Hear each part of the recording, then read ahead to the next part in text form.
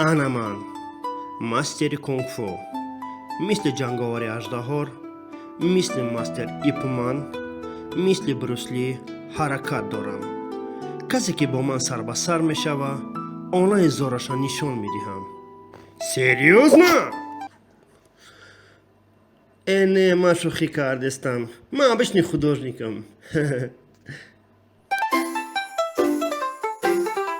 سلام جان عزیز مهربانی ما امیدوارم در بین شما شخصیتانی هستند که کینوهای کونگ-فو را ناز می‌بینند چون که امروز تمامون تمای کونگ-فو است یاد دارین چقدر ما با ذوق همین فیلم‌ها تماشا کرده حلاوت می‌بردیم بعد تماشا جربی اوچمون گرفته بعد تما می‌کردیم شما را نمی‌دانم لیکن من خیلی بودم بعد تماشای فیلم شما بر اوچما گرفته حرکت‌های کونگ-فو را تکرار می‌کردم کدامی به عقلی کار کرد نخوش شما بر پارتای بالا چی گپ شد؟ تیرزارش کی شکست؟ شوابرای او چم شوابرای او چی؟ خیلی؟ من کنای جک چند تماشا کردم یک صحنه در چقدر فیلم‌های گارینی کرد و من خواستم همونو تکرار کنم فهمو به همون کناس لوچان یکم باندیت تسمه‌دار نبود باندیت تسمه‌دار Вот. Работа кунг-фу. وقتا مастر کунگ-фу میگی نه؟ مастر کунг-фу چی؟ زورش با چیزا میرسه؟ یه چیزا را کی ساز میکنه؟ و там چنان لطه کمون کرد که نخواه فهمیدین بعدی شتا خوردن ایزلاده تویست ایوتم با کوچه بار اومدم دیدم که یه جورم چی کاری خطی مشغول بود سلام جورا جان سلام شاگردی من نمیشی؟ شاگرد؟ ما مастер کунг-фуیم اما در شاگرد لازم است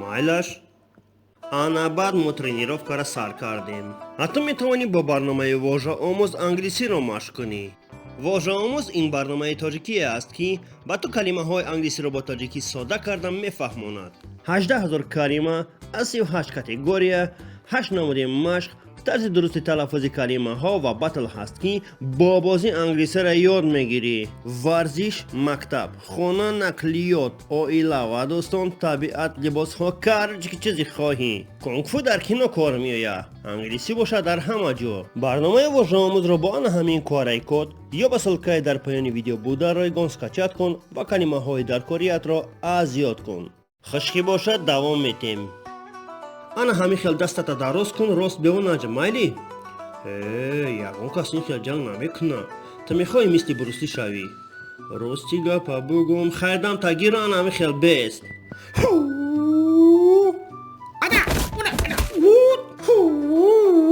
اوگو مای را انتظار نبودم همین خیل ما استاد کونگ-فو شدیم و شب و روز مشق کردیم استاد مای کارا کردن نمیتونم استاد من این کار هم کردن نمیتونم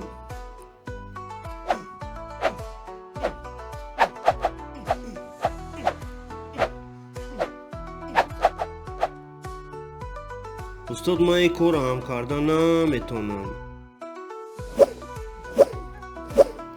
استاد یگان روی اصولش نیسته که سراز یاد گیری هست من سراز راهی اصول тренировка را با شاگرد یاد دادم او در секретніше ай кунг-фу кіноҳо изучат кардем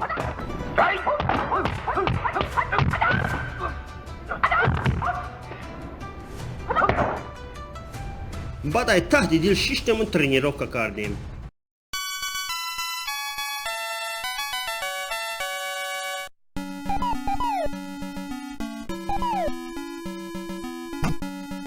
каме вақт гузашт ки ҳамон рӯз ҳам фаро расид یک روز شاگرد ای مکتب به خانه رفته ایستاده بود که براتشکه یک نوز تب کشیم نه یکم نوز نمیکشم چی گفتی؟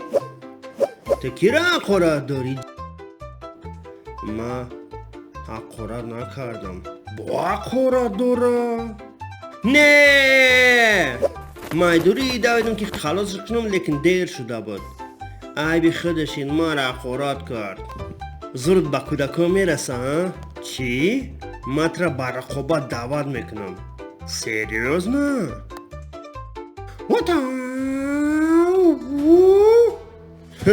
تو چیکار کردی سر؟ من مستر کنگ-فو ام. مستر کنگ-فو؟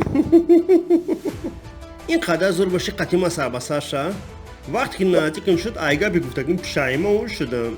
چون که در پیش ما تنز بر این کالون بود. نو میشناسین پرسوناژ مارول ها؟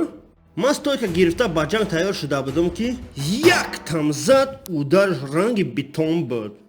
خیلی کنیشون تا کنگ-فو تا ما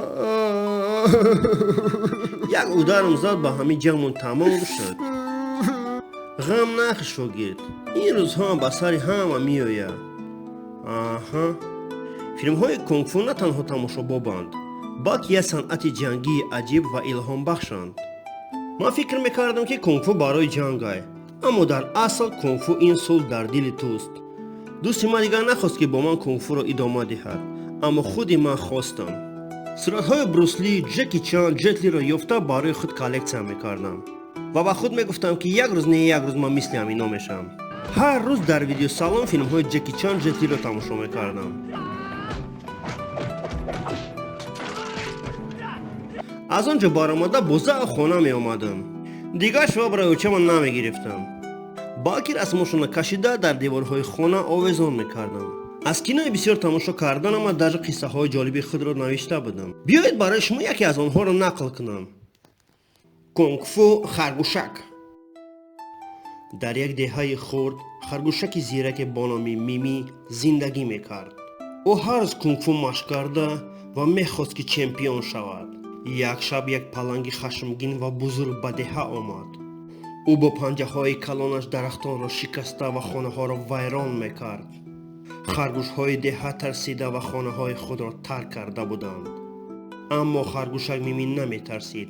وی گفت من برای حفظ دهه‌ام قوه آزمایی خواهم کرد. میمی با هنر کنگ-فو جهید و با پلنگ روبرو شد.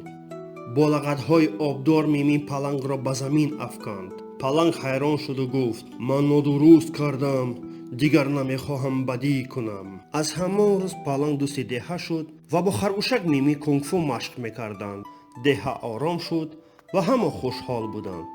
تمام. Какая тупая концовка. عاقبت من راه رسمی را انتخاب کردم، نه کنگ-فو را. لیکن خیلی خوب شد که من این راه را انتخاب کردم، چون که امروز برای تو همین قصه های جالب ساخته پیشنهاد میکنم. چه خیلی بزرگان میگویند راه کنگ-فو راه زندگی است، ولی تو باید آن را خودت یابی. کنگ-فو این تنها جنگ نیست، آن صنعت صبر و مهنت است. آشپز، رسام، سراینده میتواند مستر کنگ-فو باشد. انا همین خیل. از صمیم دل رحمت کلان جورا جان برای دستگیری و تماشا. امیدوارم که این فیلم تصویری پسندت آمد و تو هم مثل من عاشق فیلم های کنگ-فو هستی. در کامنتاری نویس که کدام اکتور و کدام فیلم های کنگ-فو با تو بیشتر پسندند، یا توصیه ده که من کدامش را تماشا کنم. تا دیدن ویدیوی نوبتی خودت را احتیاط کن و قهرمانی حیات باش.